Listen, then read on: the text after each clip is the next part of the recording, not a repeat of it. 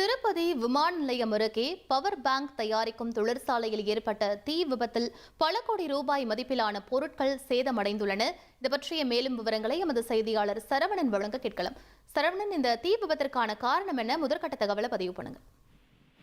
அதாவது ஆந்திர மாநிலம் திருப்பதி மாவட்டம் ரேணிகுண்டா விமான நிலையம் அருகே செல்போன் செட்போர்டுக்கு பயன்படுத்தும் அதாவது ரீசார்ஜ் ஃபேக்டரி ஒன்று உள்ளது. அந்த ஃபேக்டரியில் இன்று அதிகாலை திடீரென தீப்பற்றி எரிய ஆரம்பித்தது. இதனை கவனித்த காவலாளிகள் உடனடியாக தகவல் என்பதில் திருப்பதி மற்றும் ரேணிகுண்டாவில் இருந்து 5க்கும் மேற்பட்ட தீயணைப்பு வண்டிகள் தீயை அணைக்கும் பணியில் ஈடுபட்டனர். தீயை அணைத்த நிலையில் மேலும் சேதங்கள் குறித்து போலீசார் விசாரணை நடத்தி வருகின்றனர். மேலும் தீக்கான காரணம் குறித்த விசாரணையில் மின்கசிவு காரணமாக இந்த தீ விபத்து ஏற்பட்டிருக்கலாம் என தெரிய வந்துள்ளது. மேலும் இது குறித்து விசாரணை நடைபெற்று வருகிறது. இந்த